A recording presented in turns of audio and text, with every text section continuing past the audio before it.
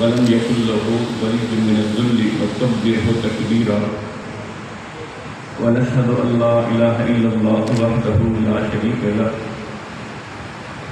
ونشهد أن سيدنا وسندنا وطبيبنا وطبيب قلوبنا محمد صلى الله عليه وآله وسلم أرسله بالحق بشيرا ونذيرا وداعيا إلى الله بإذنه وسراجا منيرا. أما بعد فأعوذ بالله من الشيطان الرجيم. بسم الله الرحمن الرحيم. إنا أعطيناك الكوثر فصل لربك وانحر إن شانئك هو الأبتر. صدق الله العظيم وصدق رسوله النبي الكريم. تمام خواتین، طلباء، طالبات، اساتذہ درود شریف پڑھیں.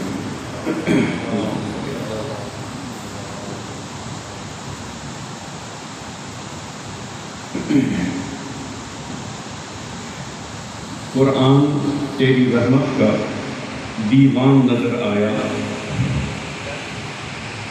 قرآن تیری رحمت کا دیوان نظر آیا. آقا تیری سیرت اور صورت کا عنوان نظر آیا. ما زاغ کی آنکھیں والشمس کا چہرہ، ما زاغ کی آنکھیں والشمس کا چہرہ، قرآن کے چہرے پہ قرآن نظر آیا. واجب الاحترام محترم سید ڈاکٹر سید ولی محمد شاہ صاحب اور محمد میڈیکل کالج سے وابستہ نہایت ہی قابل احترام پروفیسر صاحبان، اساتذہ، طلباء و طالبات،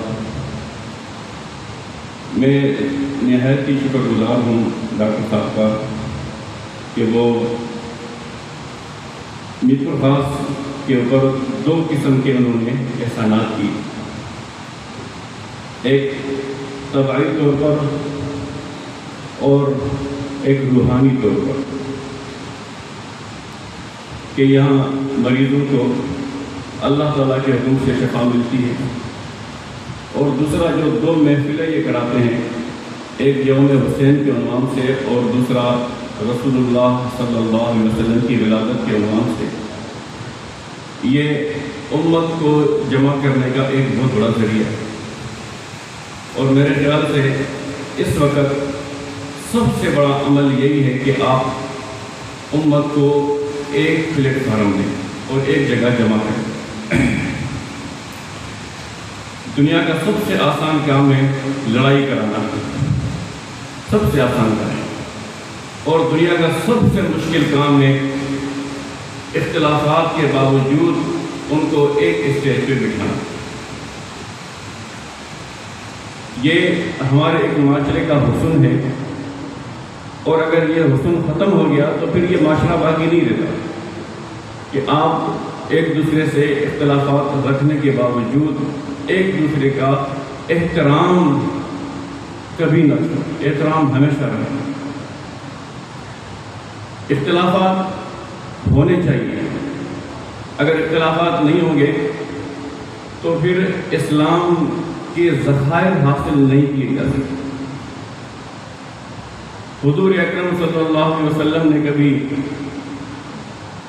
ہاتھ سینے پہ باندھ کر نماز پڑھی، کبھی ناک سے نیچے ہاتھ باندھ کر نماز پڑھی، ہاتھ چھوڑ کے نماز پڑھی. اگر یہ مولوی صاحبان آپس میں نہیں لڑتے تو پھر ان اداؤں کو کون زندہ کرتا ہے؟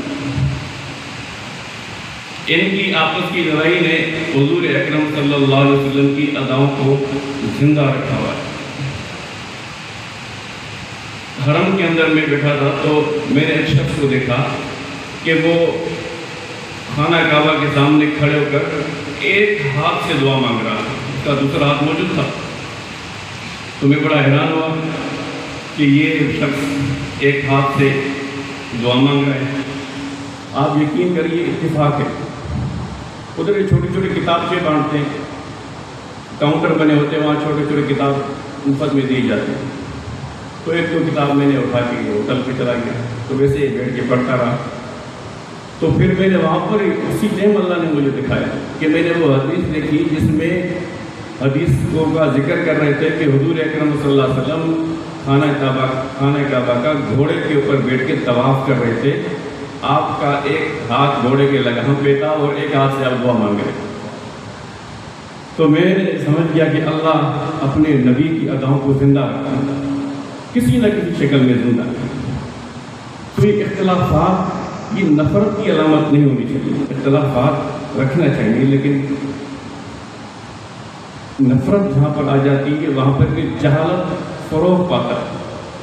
پھر ہم یہ کہتے ہیں کہ جاہل ملا اگر ممبر پر بیٹھ کر پھر وہ جو آگ اور شعلے لگا کر اپنا ہجوم بنا کر اسلام کی وہ شکل دنیا کو دکھاتے ہیں، پھر آپ جیسے لوگ مولویوں سے بھاگتے ہیں. آپ سمجھتے ہیں کہ یہ مولوی صاحب کے پاس بیٹھا ہوا یا تو یہ اللہ بیٹھ کر یا تو پھٹ جائے گا یا تو میرے کو یہ کافر بنا دے گا. تو ہر آپ کی طرح جو کام پہ جو لٹکا کے جو گھومتے ہیں آپ مریضوں کو دیکھتے ہیں، وہ ہر شخص اپنے گردن پہ لٹکا کر وہ ڈاکٹر نہیں ہو سکتا. اسی طرح ہر شخص رومال پگڑی پہن کر مولوی صاحب نہیں ہو سکتا. ابھی ایک طالبہ نے ختم نبوت کے اوپر بات کی، بڑی اچھی بات ہے. کچھ باتیں ایسی ہوتی ہیں جن کا تعلق ہماری بنیادی عقائد کے ساتھ ہوتا ہے. جس نے کلمہ لا الہ الا اللہ محمد رسول اللہ پڑھا اور اس نے حضور اکرم صلی اللہ علیہ وسلم کو آخری نبی سمجھا، اسلام کے حوالے سے آپس میں اس کے جتنے بھی اختلافات ہوں مسلمان ہیں، وہ اسلام کے دائرے سے نہیں نکل سکتا. جس نے لا الہ الا اللہ محمد رسول اللہ پڑھنے کے بعد اس کے جتنے بھی اختلافات ہوں مسلمانوں کے ساتھ، احادیث میں مقدسات کے ساتھ یا کسی شکل میں بھی ہوں، لیکن ختم نبوت کے اوپر وہ ایمان لاتا ہے، کلمہ پڑھتا ہے، وہ مسلمان ہے، وہ کافر نہیں ہو سکتا. اب جب وہ مسلمان ہے تو پھر میں آپ کو ایک حدیث بتاؤں. حضور اکرم صلی اللہ علیہ وسلم حضرت عبد الرحمن بن عوف رضی اللہ تعالیٰ عنہ کے ساتھ خانہ کعبہ کا طواف کر رہے ہیں. حضرت عبد الرحمن بن عوف فرماتے ہیں کہ خانہ کعبہ کا طواف کرتے کرتے رسول اللہ صلی اللہ علیہ وسلم رک گئے اور آپ نے خانہ کعبہ کی طرف دیکھا اور خانہ کعبہ کو دیکھ کر آپ نے فرمایا، اے کعبہ آپ بہت مقدس، آپ بڑی عزت والے. خانہ کعبہ سے کہا کہ خانہ کعبہ آپ بہت احترام والے، بڑی مقدس ہے آپ، لیکن اے کعبہ. پھر حضرت عبد الرحمن بن عوف فرماتے ہیں حضور نے میری طرف دیکھ کے فرمایا کہ عبد الرحمن، ایک مسلمان کی عزت خانہ کعبہ سے بڑھ کر. اب آپ اس سے اندازہ لگائیں ہم کسی مسلمان کو کس طرح کافر سمجھ سکتے ہیں، حقیر سمجھ سکتے ہیں، اپنے سے کم سمجھتے ہیں. ایک مسلمان جو نماز نہیں پڑھتا بالفرض اور وہ مسجد میں نہیں آتا بالفرض، پوری زندگی اس نے قرآن کی تلاوت نہیں کی بالفرض اور ساری زندگی وہ مولویوں سے دور رہا بالفرض، لیکن حضور اکرم صلی اللہ علیہ وسلم نے فرمایا کہ اس کی بھی عزت خانہ کعبہ سے بڑھ کر. تو جو کسی مسلمان کی تذلیل کرتا ہے تو یوں سمجھو کہ اس نے خانہ کعبہ کے اوپر بلڈوز پھیر دیا. اب آپ اس نقطے سے دیکھیں کہ مسلمانوں کے اندر آپس میں احترام کا رشتہ کتنا بڑا، اور احترام کے رشتے سے بڑا کوئی رشتہ ہے ہی نہیں. یہ تو احترام کا رشتہ ہے. پھر اللہ کے رسول نے رشتے گنوا دیے. ایک صحابی آئے، انہوں نے کہا یا رسول اللہ صلی اللہ علیہ وسلم دعا کیجیے. آپ نے فرمایا اپنی ماں سے جا کے دعا کریں. حضور نے فرمایا، اس نے کہا یا رسول اللہ میری ماں زندہ نہیں. تو آپ صلی اللہ علیہ وسلم نے فرمایا اپنی خالہ سے جا کے دعا کریں. یہ ہوتے ہیں آپس کے رشتے. اور اسلام کے اندر 95%، ایک اسلام کے 2 حصے بلکہ 97% اسلام کا ایک حصہ ہے، اور 3% حصہ اسلام ایک 2 حصوں میں تقسیم ہے. 3% الگ ہے اور 97% الگ ہے. 3% میں حج ہے، نماز ہے، روزہ ہے، زکوٰۃ ہے اور دیگر عبادتیں ہیں. یہ 3% اسلام ہے، اور 97% اسلام آپ لوگوں کے پاس ہے. جس کی کارکردگی اللہ نے آپ لوگوں کے ہاتھ میں دی، وکیل کے ہاتھ میں دی، اللہ نے ڈاکٹر کے ہاتھ میں دی، اللہ نے انجینئر کے ہاتھ میں دی، اللہ نے پروفیسر کے ہاتھ میں دی۔ آپ ہم کو سمجھتے ہو ہم اسلام کے ٹھیکیدار ہیں، اسلام کے ٹھیکیدار تو آپ ہیں، اسلام کے چوکیدار تو آپ ہیں کہ آپ نے اپنے شعبے میں اسلام کو کتنا زندہ کیا کر رکھا۔ کیونکہ ہم سب یہ سمجھتے ہیں کہ ہم نے جو 3% اسلام کو پورا کیا ہے بس یہ کافی ہے، اس کے بعد بیٹھ کر تھوڑا تھوڑ دوائیاں لکھ کے دیں، ٹیسٹ کے اوپر ٹیسٹ کرائیں، غریب کا برا غرق کریں، وکیل ظلم کی انتہا کر دے، تاریخ پہ تاریخ جج دیتا رہے، اور دیگر جتنے بھی ہمارے شعبے ہیں چاہے وہ پولیس سے وابستہ ہوں، کسی شعبے سے وابستہ ہوں، وہ جتنا اسلام کو نقصان دے رہے ہیں اتنا شاید کسی جاہل ملا نے بھی اسلام کو نقصان نہیں دیا۔ معاملات آپ کو ایک میں، کیونکہ حضور اکرم صلی اللہ علیہ وسلم ہمارے لیے آئیڈیل نبوت کے اعلان کے بعد نہیں ہے، بلکہ ولادت سے ہی آپ ہمارے لیے آئیڈیل ہیں۔ آپ نے نبوت کا اعلان نہیں کیا، اس سے پہلے آپ ہمارے لیے آئیڈیل ہیں۔ جب پہلی آیت حضرت خدیجہ الکبریٰ رضی اللہ تعالیٰ عنہا کے پاس حضور تشریف لائے، پہلی آیت اتری ہے، اقرأ بسم ربک الذی خلق۔ اب ایک دم قرآن اتر گیا۔ ہم نے قرآن کو کیا سمجھا؟ یہ اللہ کا کلام ہے۔ موسیٰ علیہ السلام نے اللہ سے ضد کی، یا اللہ میں آپ کو دیکھنا چاہتا ہوں۔ اللہ نے کہا تو نہیں دیکھ سکتے، نہیں دیکھنا چاہتا ہوں، نہیں دیکھ سکتے۔ اللہ نے دکھایا نہیں، تجلی دکھائی۔ تجلی کا ایک سوئی کے اندر بھی آپ پتہ نہیں کتنے اس کے حصے ڈالیں، تھوڑی سی ایک جھلک اللہ نے دکھا دی، پہاڑ جل کے راکھ ہو گیا، موسیٰ علیہ السلام بےہوش ہو گئے، 100-150 آدمی ساتھ تھے وہ سارے انتقال کر گئے۔ تو خود اللہ کا کلام کا کتنا بڑا مقام ہوگا جب اللہ کا کلام اتر رہا، اقرأ بسم ربک الذی خلق، اور پیغمبر کی ذات پہ اترا، ایک دم فرشتہ آ گیا، سینے سے لگایا، آپ صلی اللہ علیہ وسلم کے اوپر کم کبھی تاری ہو گئی، آپ کو بخار ہو گیا، آپ اس کیفیت میں گھر گئے، اور آپ نے حضرت خدیجہ ہماری ماں ام المومنین سے کہا کہ مجھے چادر دو، میں نہیں بچوں گا۔ ایسی کیفیت ہو جاتی ہے، ایسی کیفیت ہو جاتی ہے۔ بالکل ہم کہیں ایسے اس کے ساتھ مثال کو نہیں جوڑ سکتے، لیکن ایک ایسی میں ایک بات کر رہا ہوں، ایکسیڈنٹ ہو جائے، چوٹ لگ جائے، ایسی کیفیت ہو جائے راستے میں یا بچنے کی امید نہیں ہو، تو گھر پر آ کر ہم اپنی بیگم سے اگر کوئی آگے کہے کہ میں اب نہیں بچ رہا، میں بس جا رہا ہوں، میری حالت ایسی میں نہیں بچ سکتا، بیوی کیا بولے گی؟ اگر وہ ڈاکٹر ہے تو بیوی بولے گی کہ نہیں آپ کو کچھ نہیں ہوگا، آپ غریبوں کی خدمت کرتے ہیں، آپ لوگوں کو اچھی سی دوائی لکھ کے دیتے ہیں، آپ غریبوں کے ہمدرد ہیں، آپ کبھی کبھی مفت میں بھی دوائی دے دیتے ہیں، آپ کبھی کبھی فیس بھی نہیں لیتے ہیں، کبھی کبھی لیبارٹری کے ٹیسٹ آپ اپنے جیب سے بھرتے ہیں، آپ کو کچھ نہیں ہوگا۔ ایسی تسلی، اور کوئی مولوی صاحب جائے تو اس کو بولے کہ اس کی بیوی آپ کو کچھ نہیں ہوگا، آپ ماشاءاللہ نماز پڑھاتے ہیں، آپ تبلیغ میں چلا لگاتے ہیں، آپ دعوت اسلامی میں جاتے ہیں، آپ امام باغہ میں جو ہے وہ اچھا بیان کرتے ہیں، آپ ماشاءاللہ جو ہے وہ مدرسہ چلا رہے ہیں، آپ کو کچھ نہیں ہوگا، آپ حاجی ہیں۔ لیکن رسول اللہ صلی اللہ علیہ وسلم جب اس کیفیت میں اپنے گھر پہ گئے تو ایسی کوئی تسلی نہیں تھی جس کا تعلق عبادت کے ساتھ ہے۔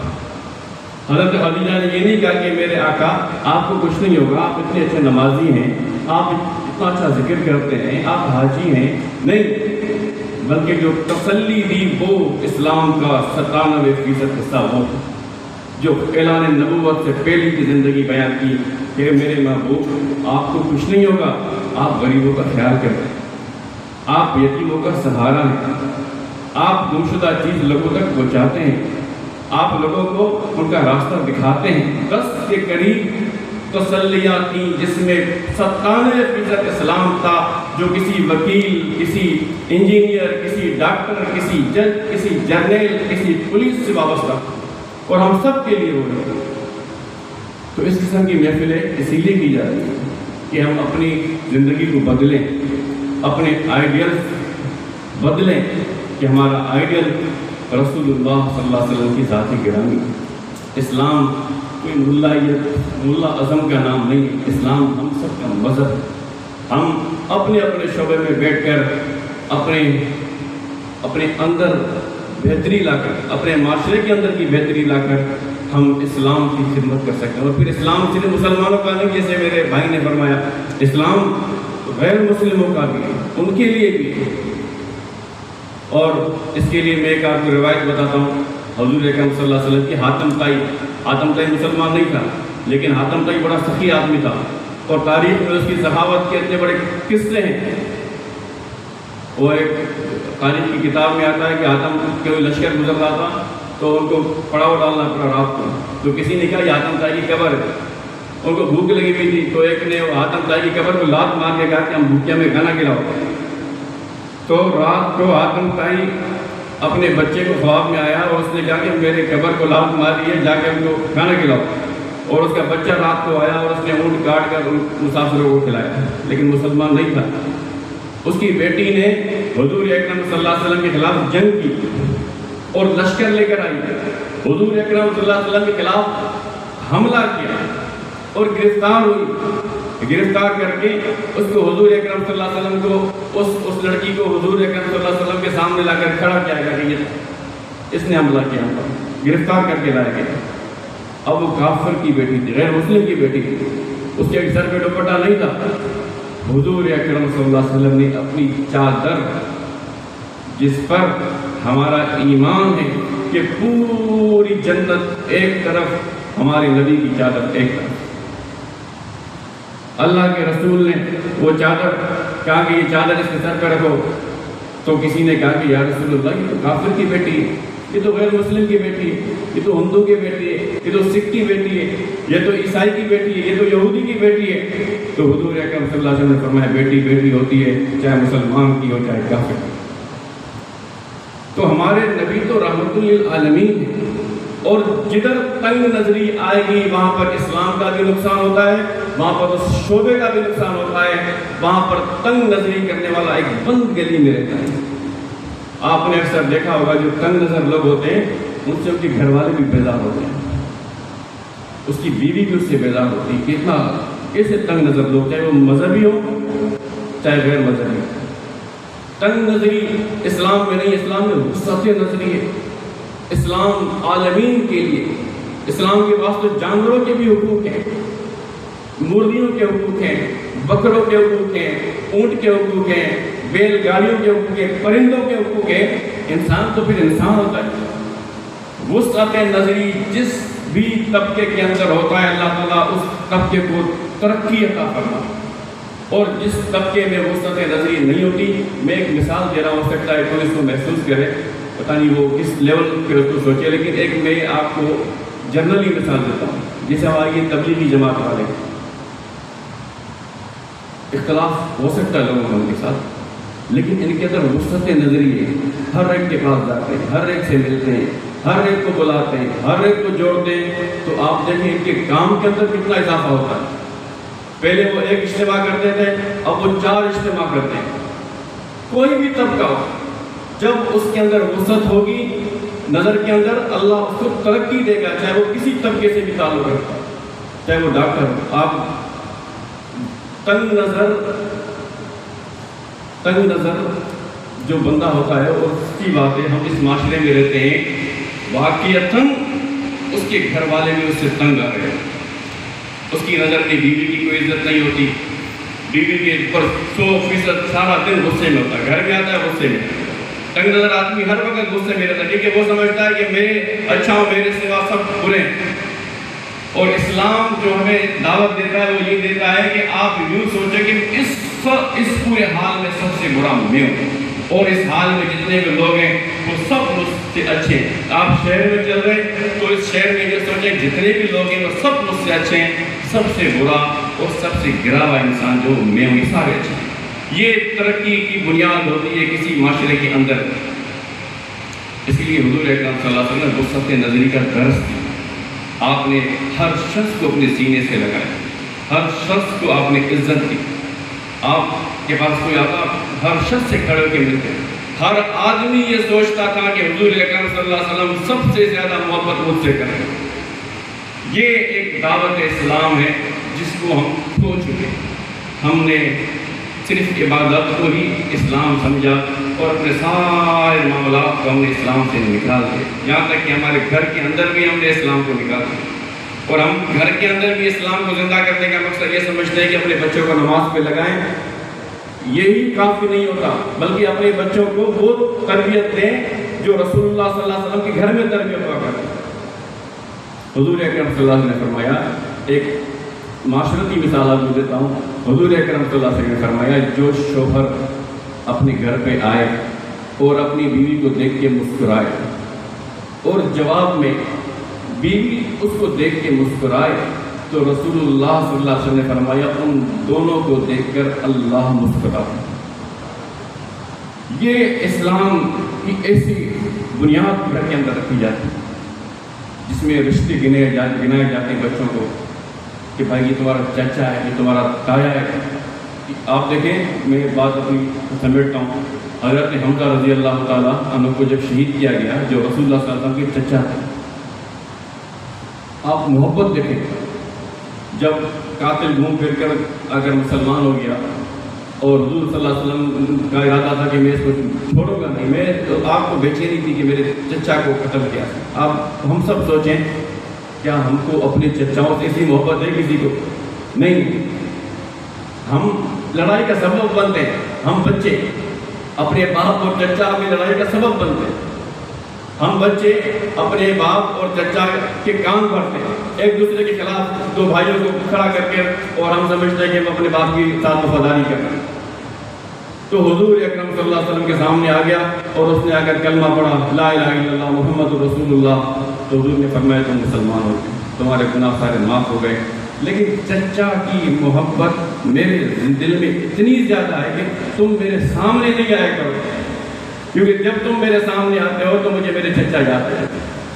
اس لیے اللہ سے دعا ہے اللہ تعالیٰ ہم سب کو اسلام کے اوپر صحیح طرح چلنے کی توفیق نصیب فرمائے اور وسعت نظری عطا فرمائے، تنگ نظری کو اللہ ہمارے معاشرے سے ختم فرمائے۔